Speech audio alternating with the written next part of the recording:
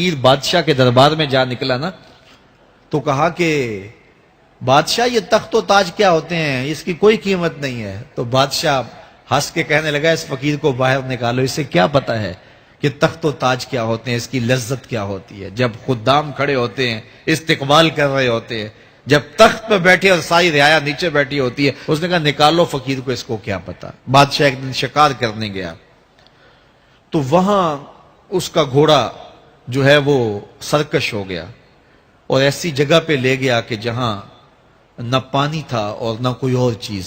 بادشاہ وہاں ہانپ رہا ہے کہ وہی فقیر مشکیزہ ڈالے ہوئے گزرا اور آواز دے رہا ہے پانی لے لو، پانی لے لو۔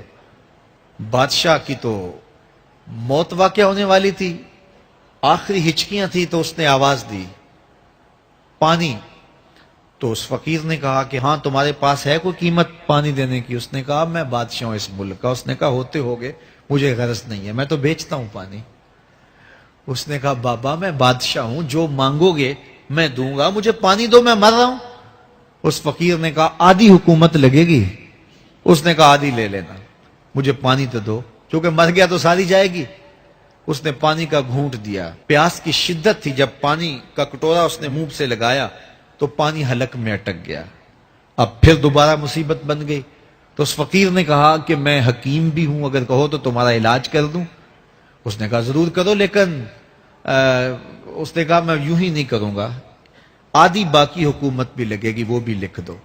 اس نے چمڑے کے اوپر لکھوا لیا، ساری حکومت لکھوا لی اور اس نے اس کا علاج کیا فوری۔ جو اس کے پاس ٹوٹکا ٹونا تھا تو اس کا پانی حلق سے نیچے اتر گیا۔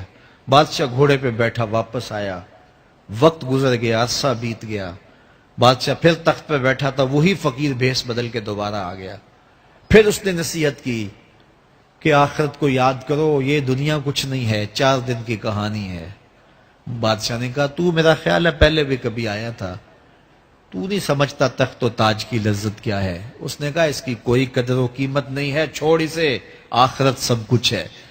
تو اس نے کہا نکالو اس فقیر بابے کو، یہ اس دن بھی آیا تھا تو آج پھر آ گیا ہے، اپنی راہ لے بابا۔ اس فقیر نے اپنے تھیلے سے وہ چمڑے کی دستاویز نکالی جس کے اوپر اس نے ساری حکومت لکھ کے دی تھی۔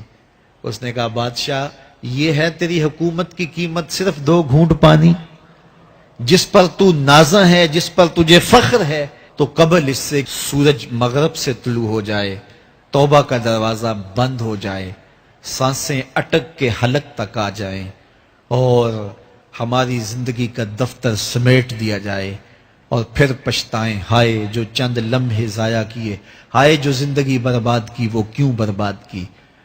کل کے پچھتاوے سے بہتر آج کا پچھتاوا، زندگی پلٹ ہوگا، وقت پر کافی ہے ایک قطرہ بھی آب خوش ہنگام کا، جل گیا جب کھیت برسا می تو پھر کس کام کا۔